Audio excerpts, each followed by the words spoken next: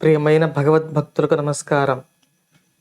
మహాభారతం ఆది పర్వంలో మనం ఇంతకు ముందు భాగంలో పాండురాజు శాపాన్ని పొంది తన సంపదనంతా దానం చేసి మునులతో కలిసి హిమాలయ పర్వత ప్రాంతంలో తపస్సు చేయటం వరకు తెలుసుకున్నాం. ఇక ఈ భాగంలో శతశృంగము అనే పర్వతం మీద పాండురాజు తపస్సు చేసే సందర్భంలో ఏం జరిగిందో తెలుసుకుందాం. పాండురాజు మునులందరూ ఆశ్చర్యపడేటట్లు ఈ శిఖరం మీద ఘోరమైన తపస్సు చేస్తూ ఉన్నాడు. ఈ విధంగా శతశృంగ పర్వతానికి ఉత్తర భాగంలో తపస్సు చేస్తూ బ్రహ్మర్షులతో సమానమైన వారై దివ్య విమానాలలో వస్తూ పోతూ ఉండే దేవతా సమూహాలతో నిండిన స్వర్గ మార్గంలో ఉత్తర దిక్కుగా స్వర్గలోకానికి శ్రమ లేకుండా వెళుతున్న 1000 మంది మునులను చూసి, మీరు ఎక్కడికి పోతున్నారు అని అడుగగా వారు పాండురాజుతో ఈ విధంగా పలికారు. ఈరోజు అమావాస్య, అందువలన బ్రహ్మదేవుడిని సేవించడానికి మహర్షుల సమూహాలు, పితృదేవతల సమూహాలు, బ్రహ్మాండంలో ఉన్నవాళ్లంతా ఆ బ్రహ్మలోకం చేరటానికి పోతారు. ఆ కారణంగా మేము బ్రహ్మలోకానికి పోతున్నాం అని భార్యలిద్దరితో కలిసి ఉన్న పాండురాజును చూసి ఋషులు ఇట్లా పలికారు. మీ భార్యలు మిక్కిలి సుకుమారమైన శరీరాలు కలవారు. వీరు కొండలలో గుహలలో ప్రయాణించలేరు. మీరు ఆగండి, ఇవి దేవమార్గాలు అని పాండురాజు మనసు నొప్పించకుండా, ఈ దేవమార్గాలలో ప్రయాణించేందుకు మీకు అర్హత లేదు, ఇక ఆగండి అని పరోక్షంగా పలికారు. పాండురాజుకు తపస్సు ఉన్నది, కానీ సంతానం లేదు. సంతానహీనులకు దేవమార్గంలో ప్రవేశించడానికి అర్హత లేదు. ఈ విషయాన్ని పాండురాజు తన సూక్ష్మ బుద్ధితో గ్రహించాడు. ఋషుల మాటలు విని పాండురాజు సంతానం లేని వాళ్ళు మునులైనప్పటికీ స్వర్గద్వారం చూడలేరట కదా అని పలికాడు. పుత్రులు లేని వారికి పుణ్యలోకం లేదు అనే వేదవచనం కూడా ఉన్నది. నేను పుత్రుడు లేనివాడిని, ఏమి చేసేది అని పాండురాజు అనగా మునులు దయతలచి యోగ దృష్టితో ముందు జరిగే దాన్ని తెలుసుకొని, నీవు పుత్రులు లేని వాడివి కావు. ధర్మదేవత, వాయువు, ఇంద్రుడు, అశ్విని దేవతల వరంతో నీకు సంతానం కలుగుతుంది. నీవు పుణ్యలోకాలు పొందుతావు, కాబట్టి సంతానం కొరకు ప్రయత్నించు అని చెప్పారు.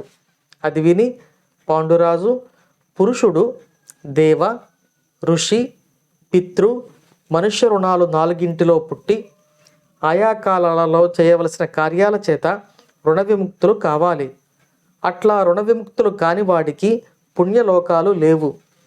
యజ్ఞాలు చేసి దేవతల రుణాన్ని, తపస్సు, వేదాధ్యయనం, బ్రహ్మచర్య వ్రతం చేత ఋషుల రుణాన్ని, శ్రాద్ధాలు పెట్టి కొడుకుల్ని కని పితృదేవతల రుణాన్ని, దయార్ద్ర హృదయుడై నేను అనే అహంకారం లేకుండా తన తోటి వారికి సాయం చేయడం ద్వారా మానవ రుణాన్ని తీర్చుకోవాలి. నేను ఒక్క పితృదేవతల రుణం తప్ప మిగతా 3 తీర్చుకున్నాను. శరీరం నశించిన వెంటనే అన్ని రుణాలు తీరిపోతాయి. పితృదేవతల రుణం మాత్రం శరీరం నశించినా తీరదు. నాకు అది ఒక్కటే మిగిలి ఉన్నది. నేను దానిని ఎట్లా తీర్చుకోగలను అని బాధపడ్డాడు. ఒకరోజు ఒంటరిగా ఉన్న కుంతితో పాండురాజు ఈ విధంగా పలికాడు. దానాలు చేసిన, దక్షిణలతో యజ్ఞాలు చేసిన సంతానం లేని వాళ్లకు పుణ్యలోకాలు లభించవు. సంతానం కలవారే పుణ్యవంతులు. అందువలన నీవు ఇతర కార్యాలన్నీ మాని ధర్మ మార్గంలో నాకు సంతానం కలిగేటట్లు చేయి అని పలికాడు. కొడుకులను పొందాలనే కుతూహలంతో దీనవదనుడై పాండురాజు కుంతిని ప్రార్థించగా, ఆమె కూడా కొడుకులను కనాలనే కోరికకు అనుకూలమైనదై తన చిన్నతనంలో తన తండ్రి కుంతి భోజుని ఇంట్లో దుర్వాస మహాముని చేత తాను పొందిన మంత్ర విషయాన్ని భర్తకు చెప్పింది. ఆ మంత్రానికి ఇది సమయం, ఏ దేవుడిని సేవించాలో ఆజ్ఞాపించు అని భర్తను అడిగింది. పాండురాజు సంతోషించి కుంతీదేవితో ఈ విధంగా పలికాడు. ఓ కుంతి, అన్ని లోకాలు ధర్మం మీదే స్థిరంగా నిలుస్తాయి. ధర్మదేవతను స్మరించు. దేవతలలో ధర్మంలోనూ సత్యంలోనూ అతనే పెద్దవాడు. ఆ ధర్మానికి అధిదేవత ధర్ముడు.